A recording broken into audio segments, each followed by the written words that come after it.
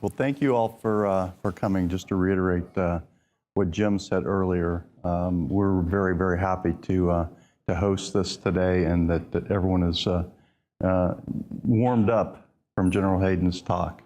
And I'm glad they didn't steal too much of our thunder, because I think we have a very robust panel here. You know, to reiterate, I think what one of the things that General Hayden said was, this is not a black and white issue. We're getting ready to talk about encryption, and I know it's been in the media a lot over the last 12 months or so.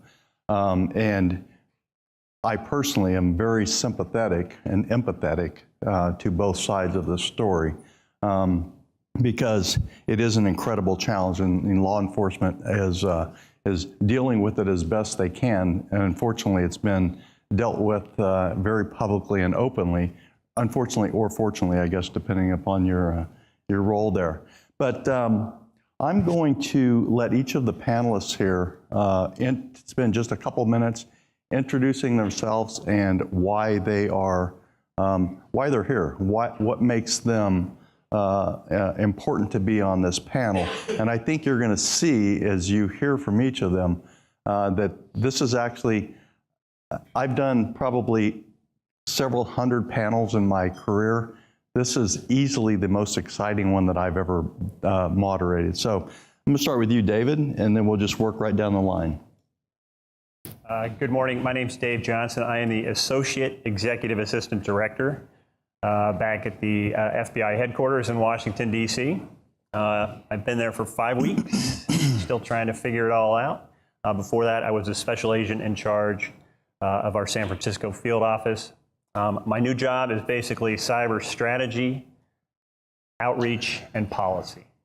And that is why I'm here today. And I want to add that I am one of those good people that Mr. Hayden was talking about. So keep that in mind as we move forward, all right? We removed all weapons and tomatoes at the door. All but one. I'm Phil Dunkelberger. I'm the President and CEO of Knock Knock Labs, but my history involved with encryption goes back to when I was the President and CEO of a company called PGP. And that, in context, has a lot to do with what we're going to talk about today.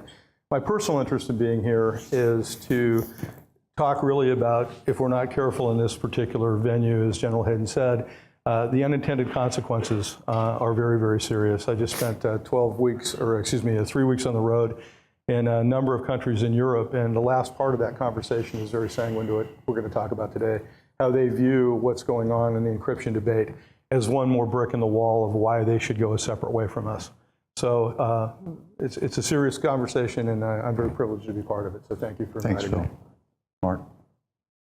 I'm Mark Mao. I'm one of the co-chairs of the data privacy practice at Troutman Sanders, about 650 lawyers. We do many aspects of privacy litigation. Our group's particular focus is breach litigation, data use litigation, also data accuracy litigation. You know, if you look at the legal dockets, you know, I personally was lead counsel for one of the largest government litigation involving a data incident. You know, you look at some of the biggest breach litigation currently on the headlines, you know, our firm and our team are also handling that. So we're very much at the forefront, and, you know, I've got to be very careful with my statements here. And, you know, obviously we have a lot of friends, you know, inside on the government side as well. So I think this is going to be an interesting conversation. I'm Ari Buchler. I'm the General Counsel and SVP of Corporate Development at Sophos. We are a global IT security company headquartered in the United Kingdom, so we have a very global perspective on this. The company's been in this industry a lot longer than most companies. Company's actually been around for about 30 years. Needless to say, this is a very important topic. It's a topic that I think will continue to be debated for many years to come. And it's not black and white, but it's also not we're not trying to, I think, arrive at a specific position. It's a kind of position that will continue to move, and we will test as technology evolves. This is also just a topic that's of personal interest. Many years ago, I had a background in electronic warfare, and people like to talk about the consumerization of IT. I look at cybersecurity and the threats we face as the consumerization of electronic warfare. So it's for me, it's what is old is new again. So as you can see, we have public sector, private sector, legal, technology, everything is kind of wrapped up here. So I think this is actually very unique panel. So I'm going to start with David, and we're just going to throw the grenade right out there on the table to begin this thing with. So David, we frequently hear that the encryption solution the government is asking for is technically infeasible and would undermine security on the internet. How would you respond to that? Yeah, first, let me start by just acknowledging the complexity of this issue, in particular the going dark issue. And encryption is only one part of sort of that broader issue to us. And as Director Comey has said on many different occasions, right, it's very difficult, and reasonable people are going to disagree on what the appropriate outcome or solutions are, depending on where they sit. As we've talked about, as we heard this morning, collaboration is going to be a big part of this effort moving forward. People have to be talking and having conversations about it. And starting with that premise, Director Comey, again, has been pretty specific in saying, hey, let's have a conversation, let's talk about the costs and the benefits of encryption, and then as a society, let's figure out where we want this debate to go. A couple other thoughts that I have on it is, just to be clear in terms of what we are asking for, what law enforcement is asking for, is simply for the companies to retain the ability for us to access information so that when we come to them with a affidavit or a court order, that they have the ability to provide us with that information, that a court or a judge has said, yes, you have showed us that you have articulated probable cause and you should have access to this information, and we are authorizing that to you to go get that.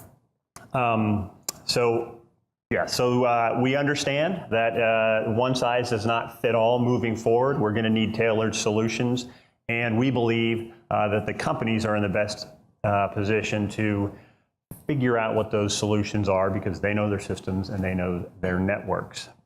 And as we heard this morning, again, right, there is no such thing as a 100% secure system or network. They just don't exist. Certainly what we are asking for is a vulnerability, and we understand that, and there is some risk involved in that. So I think that takes the question or the issue to, okay, is that an acceptable risk that we are willing to take as a society to allow law enforcement to potentially prevent the next terrorist attack or to solve a crime? That is the question. Are we as a society willing to take that risk? So Mark, I know that you deal fairly regularly with litigation resulting from these conflicting demands posed on private companies who, on one hand, are under attack for not protecting their PII and not responding appropriately or quickly to data breaches, but on the other hand, by the government who wants to create more solutions to more securely deliver PII. So how do these policies impact misuse and breach litigation? Well, I mean, I think the biggest problem, and you know, there's many different proposals, right? I don't think you're really hearing a full unity from the government side. I mean, I talk to people, you know, within the Department of Justice, you know, in the FBI, I have many friends in there, you know, FTC, the various, you know, state attorney generals. I think there's a very big spectrum, because I think there's different opinions, different feelings, and also different solutions being proposed. But I think what's fundamentally at issue is really, actually, I point to the article, Keys Under Doormats, actually. That was, that's, you know, I'm actually very, very privileged to be at the same table as one of the co-authors. I think that's one of the articles that has not gotten a lot of attention, that I think spoke a lot of truth, which is that I think if you understand, you know, encryption, the very basics of encryption is essentially a mathematical principle where you, or at least, you know, most of the formulas out there, is that you make it such that it's almost impossible for somebody else to guess what, you know, that the private key or integer or whatever number that may be that's exchanged between the two parties. There's a lot of value in that because for a law, like for defense, those of us in the defense, one of the things in which we love about encryption is that it's almost an absolute defense that companies can currently rely on in many ways. So let me take an example of most state breach statutes, right?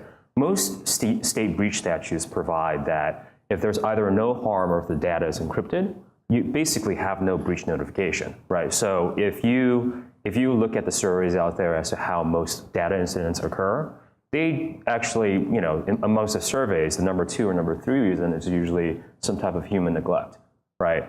However, that human neglect could be mitigated by the fact that your data is encrypted, your device is encrypted, your database is encrypted, the multiple different layers in which you can encrypt that data, right?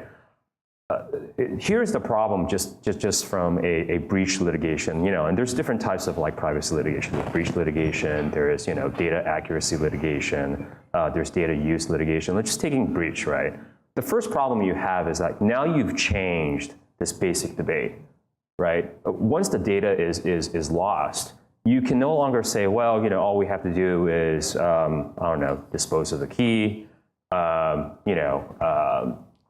just reissue the device or whatever, and you have a reset, right? Now you have something that's hanging out there where you could create potentially a market where people are just looking for, somebody to match up the key, right, with the lock, and then you have that unlocked. And I don't know what that means, because I think one thing that you notice in legal literature is that plaintiff's bar on the data privacy litigation side is very, very silent on this, right? Because they're just kind of sitting there and waiting, say, well, you know what? We'll let the strongest voices on the government, right? Who like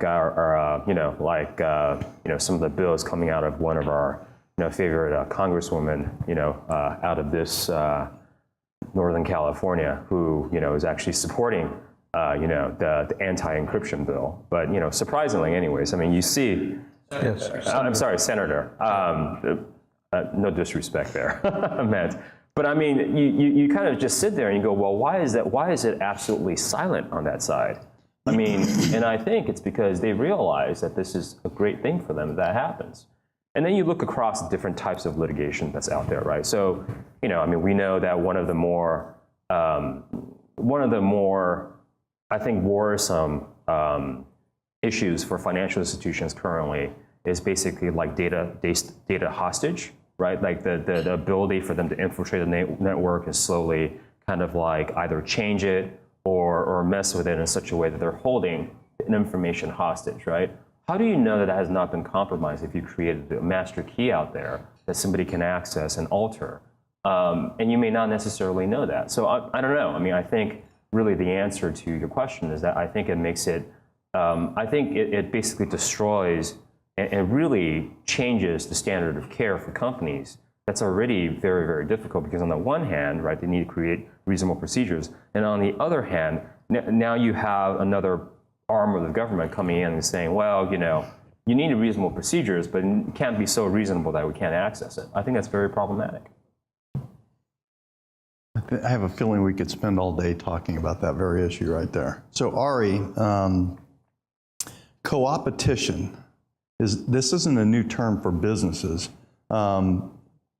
but as companies compete and cooperate at the same time, how can this concept, this co-opetition concept, be applied to the industry and government relations to strike a balance between the benefits and challenges of encryption, especially when it's in the public good or it's perceived to be in the public good? Sure.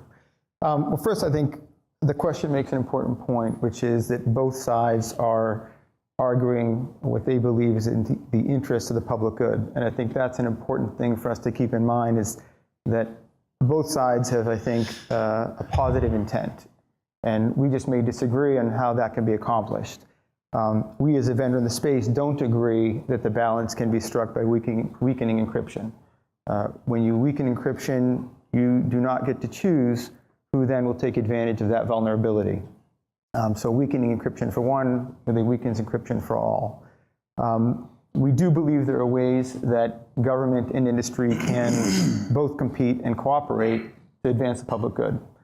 So the competition comes in the form of vendors like us wanting to offer secure encryption solutions to our customers, including government customers, that can protect the data that they're entrusted to protect.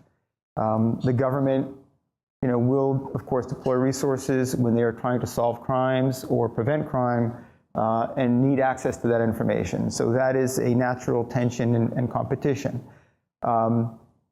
We think there is, beyond that sort of normal exercise, there is an opportunity for government to look at exploiting vulnerabilities in software.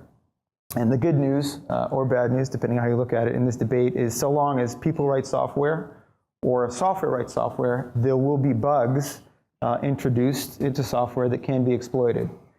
So it may be a little unorthodox to come from a vendor, but we actually believe that the government, in the exercise of its job to really protect its citizens, should be trying to exploit these vulnerabilities, but that has to come with some stipulations. And I think what you'll find is these stipulations are really not very different than the stipulations we insist on today when government exercises its power to investigate and try and solve crimes. The first stipulation is that there has to be a legal framework. So governments should, or law enforcement should be able to try and exploit these vulnerabilities when they are targeting a specific suspect or a specific suspicion, and they have to meet certain thresholds to be able to attack that vulnerability. Whether that means they get a court order or a warrant or some other permission, or whether, just as the law recognizes today, there are what are known as exigent circumstances where you can dispense with a warrant if the circumstances and the risk are so severe. So we think that framework should apply here as well. So this isn't open season on software. It still requires a specific investigation, a specific target, and when you're going after the bad guys, it should be as surgical as possible so as to limit the potential collateral damage to the public.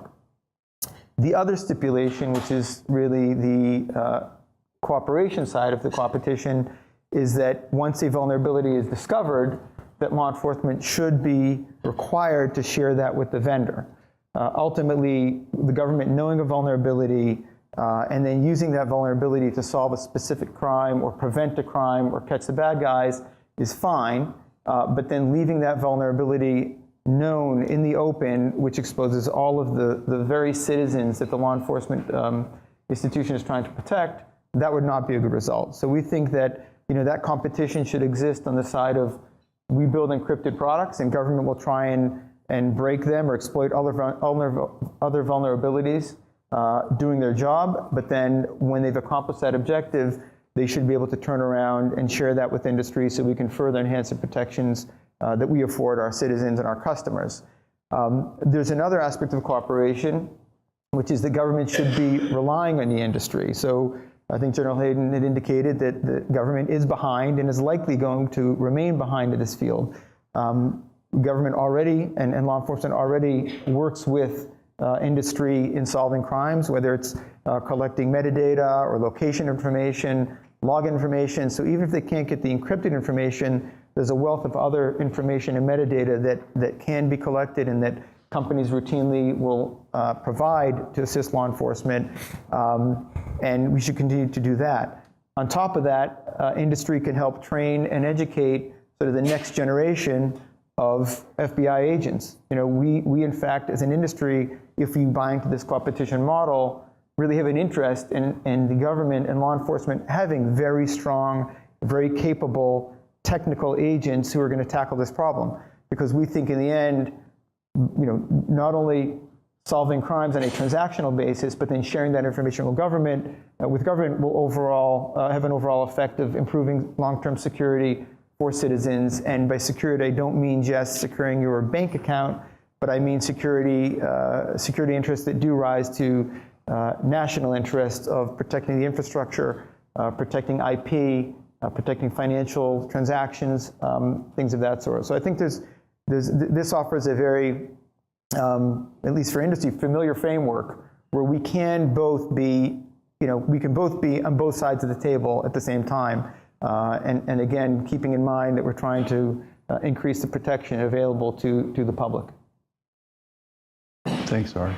So Phil, we often, and I think just in the last couple of minutes here, we often think of this through this issue through a U.S.-centric lens. It's not a U.S.-centric problem, obviously. Talk to us a little bit about the international flavor of this and the perhaps the co-opetition that's going to be required, that is required internationally to address the encryption challenge. I think that to a lot of people, this is a very black and white issue, and we love to have extremes. I got a call from a press person in Europe who said, it's really interesting that you're looking at Tim Cook as some kind of villain. And I thought to myself, gee, 20 plus years later, we've reduced this to Marvel Comics, good guys and bad guys. And that's not how it is viewed. And in fact, I happened to be in Europe when the story broke with Apple, and I was eating lunch with two very well-known cybersecurity people. And I think the story is very illuminating of what they said. I said, what do you think this is going to play out? The FBI has gone to court, going after Apple. They would like some access to this phone of this terrible tragedy. And the two cybersecurity experts in Europe said, well, first thing is you're going to have a lot of people who don't know anything about the subject weigh in and confuse everybody. Check. That didn't happen, by the way. Check, that happened. Then they said, from just a out-of-the-box capability, things will settle down, but then other people will join in, and you'll get things like really bad legislation recommended. Check, that happened. And then they said the thing that I think is the most telling. They said, the worst part about this, in subtext, is that the United States will view this as its own problem, just like they tend to always do. Both of these countries are both allied countries of ours. Both of these people consult with their government. Both said, if this ends up being a debate about the consequence of weakening encryption as an example, our governments are not inclined to go along. Okay, conundrum, big international conundrum. And I said, well, what do you think the subtext of that's going to be? Back to what General Hayden said. Subtext of that's going to be the people who've been advocating for a separate European internet with tolls and toll booths, et cetera, around the world is going to be what they do. And that check happened also. So it is a very, very myriad and very, very tough question. The questions haven't changed from a technology standpoint since PGP. I got into PGP when Phil tried to make the company in PGP-1 a company that could go out in the world and be a standalone company. And I go back to the conundrum also that we have that has been brought up here both from a legal framework and from a business to consumer framework. On the one hand, you can't have commerce and other people trying to protect consumer data and other people around the world with data breach laws, et cetera, and have, on the other hand, somebody say, but when you do that, you deflect the right to do other things. So I guess my takeaway has been that if you want to have a debate at a macro level, and a debate at a macro level involves far more than are we looking at this from a technology or an access standpoint, for instance, to the phone that was the subject matter of the last big issue. There's a broader issue here. Do we in the United States want to be in a surveillance society? And fundamentally, if we want to be in a surveillance society, that is not a debate between the FBI and Apple. That is not a debate between technologists on the West Coast. Right? You know, I like to think of myself a little bit as a global citizen, even though I was born and raised in California. That is a debate that democracies can have. If you go to the UK, they've had that debate. If you notice the cameras on almost every corner, if you go to some countries, I was fingerprinted. I left Yerevan 2 days ago. I was fingerprinted coming in and coming out. Interestingly enough, the fingerprints didn't match in their centralized database. That was an interesting use of biometrics. And then I got a bunch of questions that were really interesting. You know, I was probably lucky that I didn't get strip searched on my way out of the country. I don't know what I was bringing out, given that we have a commerce agreement and do development there. But fundamentally, it's that nuanced. It's that, those issues are that nuanced. And when you take them from the micro level that we had such a big explosion of debate on, to a macro level, then it has a way of positioning this appropriately as an appropriate discussion, not the inappropriate discussion that began with the courts debating this. So internationally, it's a big issue, and it's a very nuanced issue. Thanks. So, David, I'm going to come back to you, and I think this will kind of blend into what we've just heard here. Again, sorry to be so pointed about this, but the FBI has been accused of trying to undermine encryption while also advocating for strong encryption. That seems like how do you address that? It depends, right? So as a law enforcement agency, on the one hand, we like strong encryption because it allows us to do our job. It's a valuable tool. It protects privacy, information and data security. But then on the other side, it's certain implementations of encryption create issues for us. And in particular, what I'm referring to is basically user-controlled access. And that creates a whole larger haystack that we have to try and figure out how to navigate. So from a law enforcement perspective, if we're trying to solve crimes, it makes things a lot more difficult.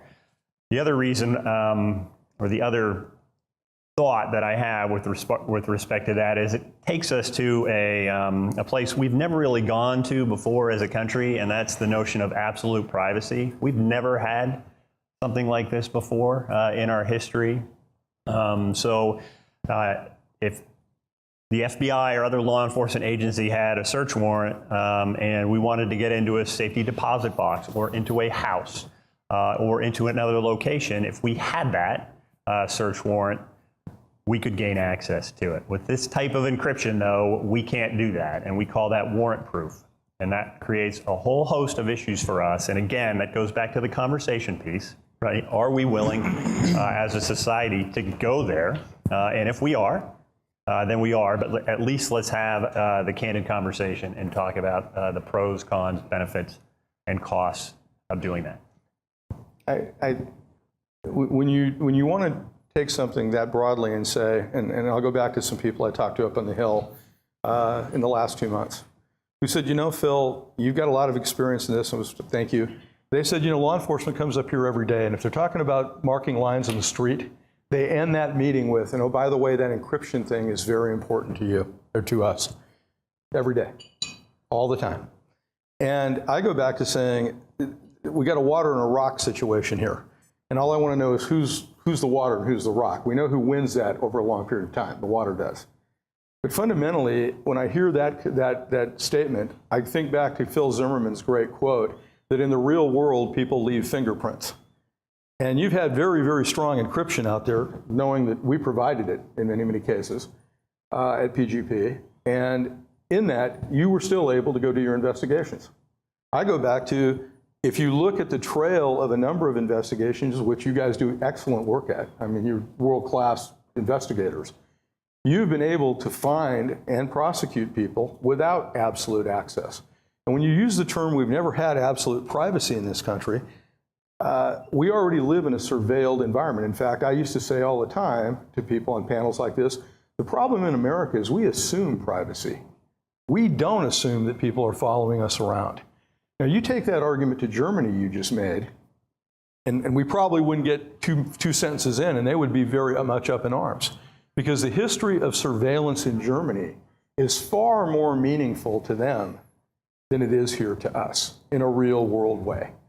And the construct that we can talk in these absolutes in America goes back to my two friends that I alluded to earlier. They said, here's America looking at it through their own lens of history. Assume privacy. Not, and you say warrantless absolute privacy. I've seen 20 plus years since the Clipper chip debate and really the way that it went, that you had privacy, you had a global set of constructs that people agreed on from an encryption standpoint. And now all of a sudden we're back at ground zero, almost ignoring history. And that history now is going to have a significant impact about the way we're viewed. We already, with the Snowden disclosures, as General Hayden said, they have a very, very jaundiced view of us in the world when it comes to this technology. I had to go sue an attorney who was walking around saying in PGP 2, in 2003, I think it was, standing up in front of groups of people saying that we'd cut a deal with the FBI and that you had backdoor access through the Lantern Project and others to PGP. I had to sue the guy to stop him from saying those things because it was generally regarded that that's what people do. Well, with the Snowden disclosures, you end up with a lot of things that become very dangerous in our allies and their populist view of us. And fundamentally, if we're not thinking about that, we are starting to really lose any type of moral justification we have of claiming the high road when it comes to investigations in law and order. So, Phil, let me put you on the spot for a second then. So is this an encryption issue, or is this really just a play for wider surveillance?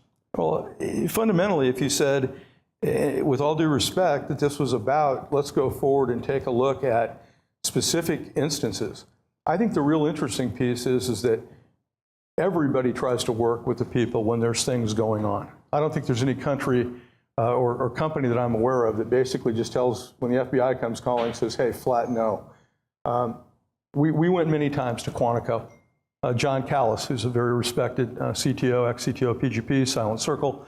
John went down to Quantico voluntarily to tell the people in the FBI, this is state of the art.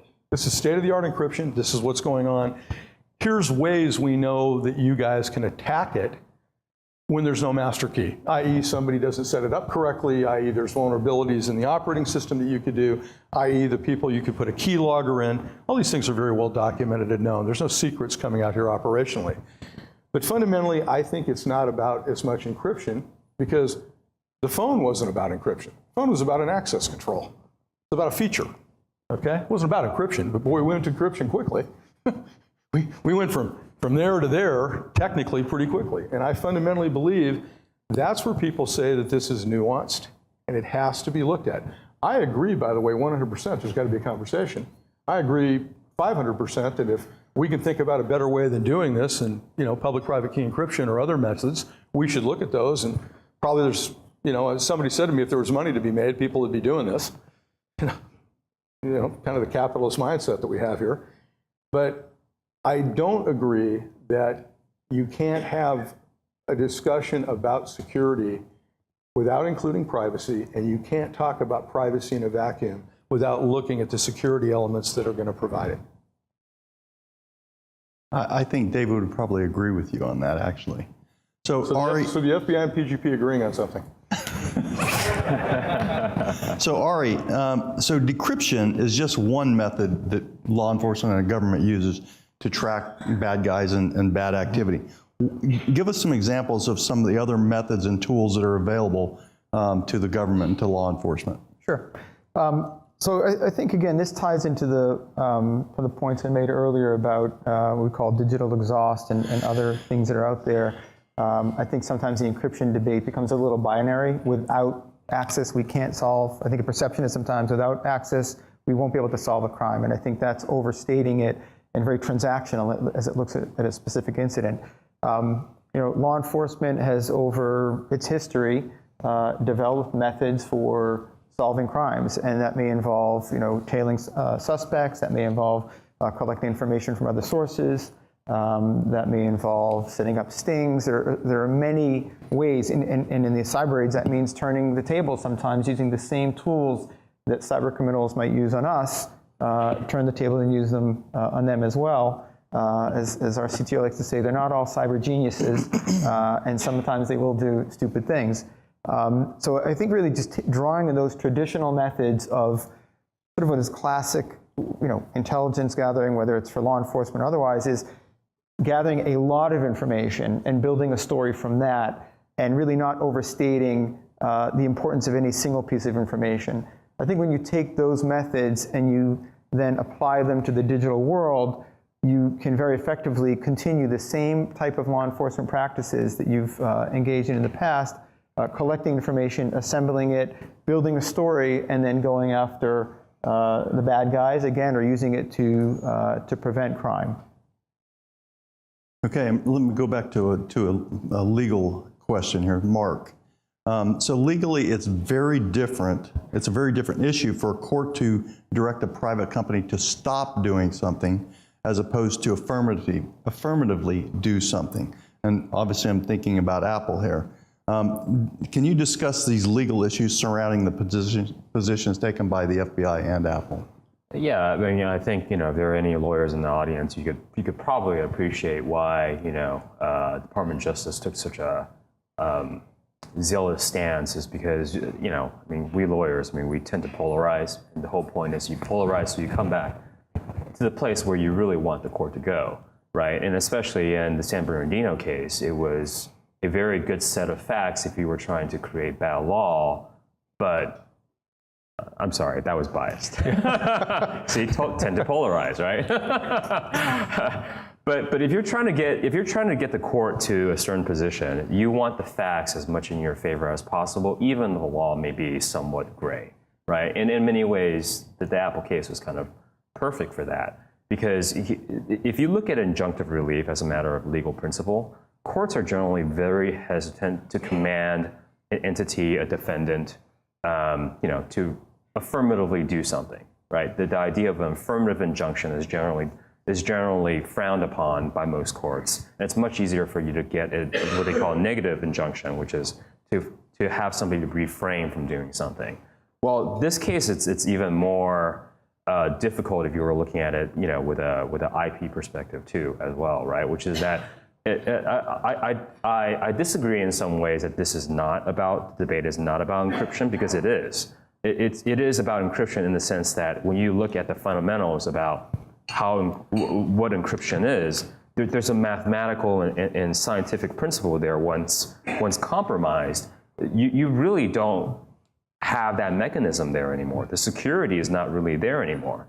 So what you're really getting is that you're getting a court to come in and say, hey, Apple, you've got to compromise that mechanism, and that's both an affirmative injunction, right, which is what the government was seeking. Yeah, at the same time, it's also, at least I think you would argue it as Apple, it's an affirmative command to compromise, the IP. Now, look, I fully understand that the bigger debate here, right, which is that if that is something in which we want as a society, right, let's have that debate, right? But that does not belong in the courts. You certainly don't want it. You certainly don't want it in the hands of lawyers.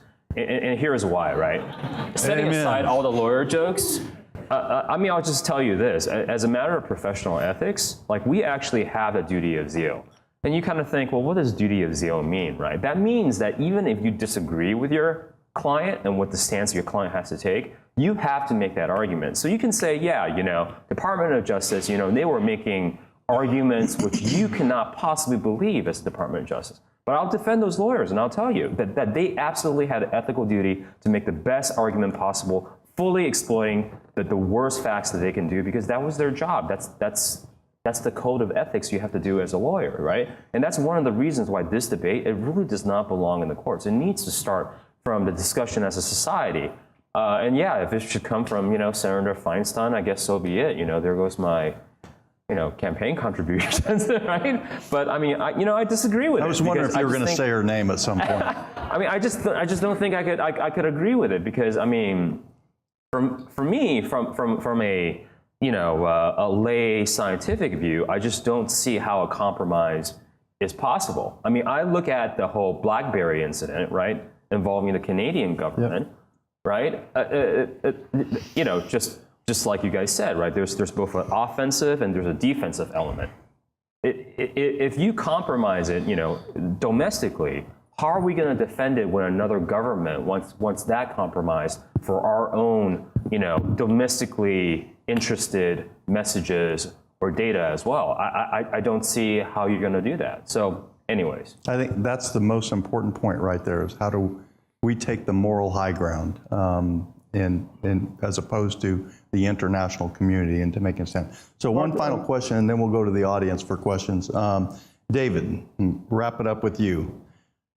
How do we foster better communications between the government and the private sector on this very controversial issue?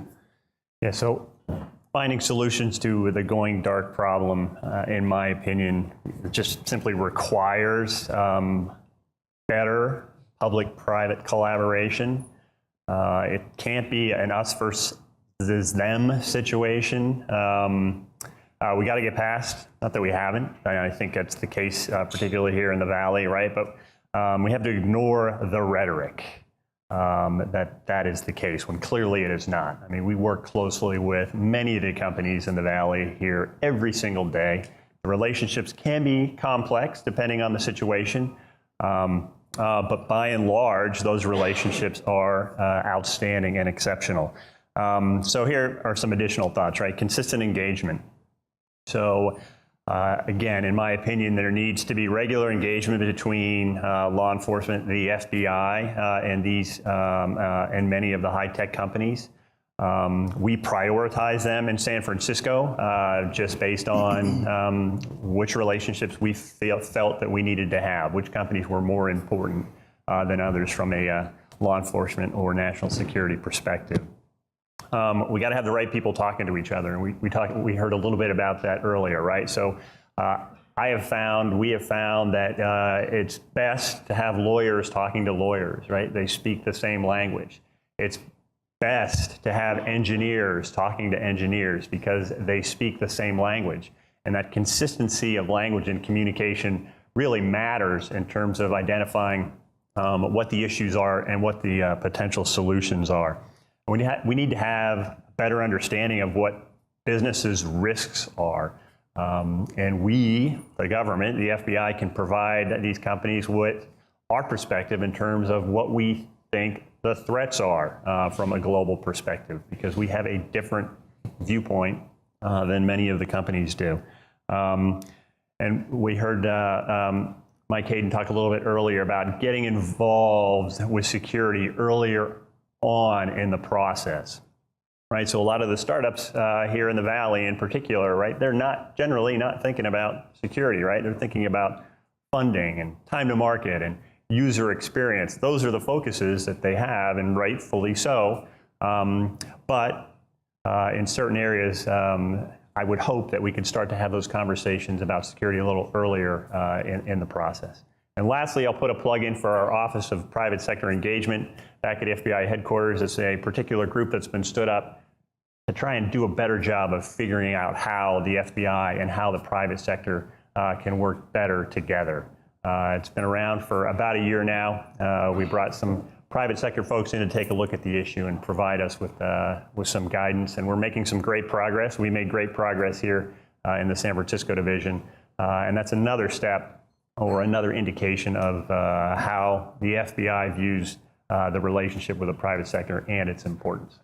One thing just comes back to my mind. You're saying that in one of the slides in Jim's opening remarks this morning, there's a diagram of trust. And I think that's really important. That's the one thing that's going to get this over the hump the mending of the trust between the government and the private sector. Okay, questions from the audience? Yes, sir.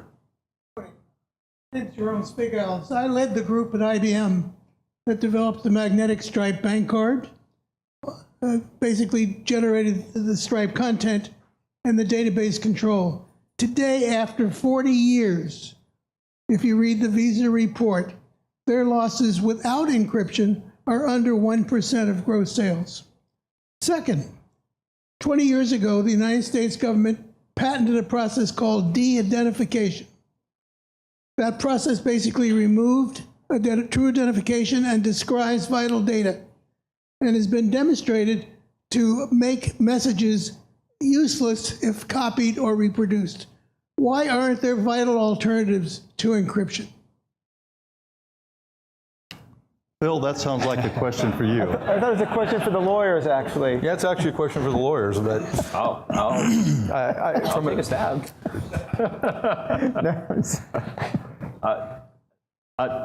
This is my way of answering that question. I actually think that you have the question and answer backwards, right? Because I think we're at a focal point where people are trying to make either a policy argument, whether by way of legislation or by way of something from the courts, without actually having had that alternative on the table. And I think that's very dangerous, right? Because, I mean, look, no disrespect to anybody, but I hear a lot of this talk about this just requires greater collaboration by the industry and government. But what does that mean? Like, what solution are we talking about? I haven't seen anything viable actually on the table. Essentially, what you're hearing is that there's a lot of smart people in Silicon Valley. There's a lot of really talented people. And with collaboration, everything is possible. Well, what does that mean? Does that mean 10 years from now, 20 years, 100 years? Once you put that on the table, then let's make the policy, not the other way around. That's my answer. And from a either-or technology standpoint, whether it's a data breach or something else, you've got every vendor in the world out there telling you that they can stop everything. And most of the people don't encrypt anything. Most of the things are put in storage in the clear. Most of the people, if you're talking about Visa and the magstripe, that's a completely different issue than what PayPal faces on the internet and how they store information.